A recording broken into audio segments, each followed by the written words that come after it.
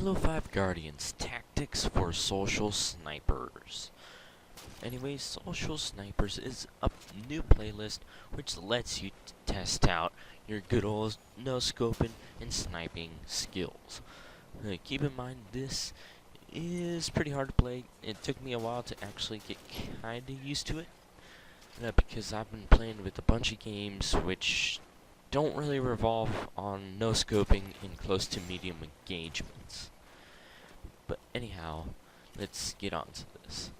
I personally like to lay on the bottom side of the sensitivity. Now, why? Well, it's just the aim down sight and the hip fire sensitivity is the exact same. So yeah, I'm gonna have to do that because on Call of Duty, well, Black Ops 3 Call of Duty, your aim down sight, how do you call it, sensitivity goes up when you aim down sight with a hard scope. So, yeah, but also that, in Call of Duty, your hip fire goes everywhere, which is why people don't not like to hip fire in that game. Anyway, enough comparisons to games in sniping. Make sure you're good at sniping in Halo specifically, because I'm not half bad in Destiny. I have my moments in Call of Duty, and I just about never pick up a sniper in in Slayer. But I am not half bad for headshot kills with the sniper. Like, I've been around it in Destiny. And yeah, another tip is to keep mobile, like I'm at least trying to do, and also have caution when you're moving around in the open spaces, especially in this huge map. Why? Well, there's quadrillion vultures perched with their snipers waiting for you to get out. So yeah, you better take those guys out before you go running around like some how do you call it, optic pajama dude. And anyway, then I noticed that there's two different variations of no scoping. There's the slow one and the snapshot. The snapshot is what the game makes you think you're doing every single time you get a headshot with the no scope or even aim down sight.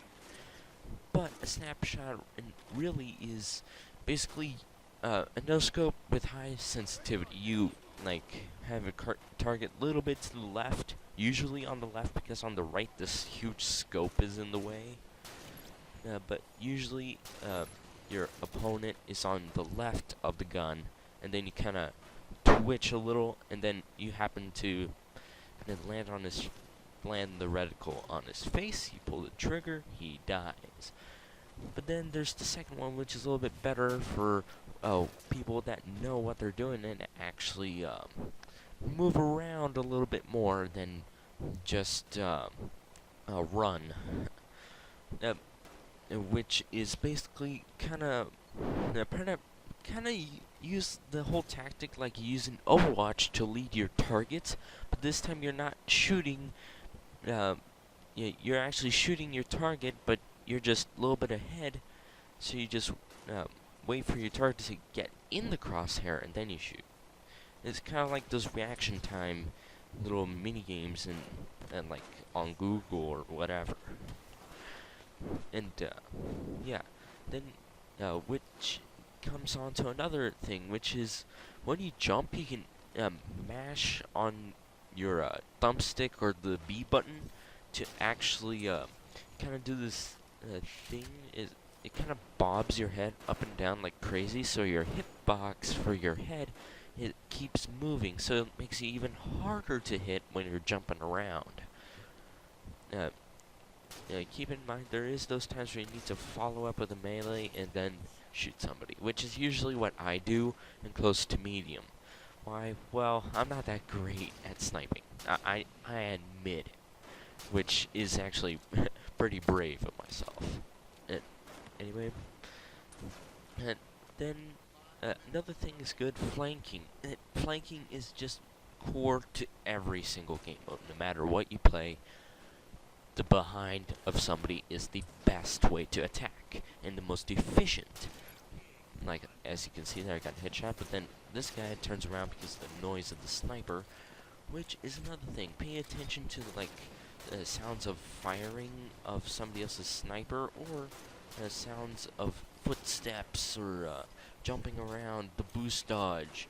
And make sure you know your environment and know where choke points are, and just know the map, know where your enemy is going to be, and know that you actually know that he is there because of the footsteps and the gun. Which is actually pretty easy to hear if you have like headphones for the footsteps, but for like let's say the gun, you can hear 10,000 million snipers going off like crazy. And also another problem, don't group up in the same spot for just one kill. That's the thing. People like to get into one certain spot, everybody, and then only focus on one person, while this other guy on the other team comes around and flanks them, gets an assassination, gets a headshot, and just keeps going and kills them, all the people in that spot. But if one of those guys happens to, a few of those guys happens to go away, and it turns that one long-range gunfight into a 2v1, which is not as plausible to win, but at least it's better. But anyway, smack that like button, hit the sub, drop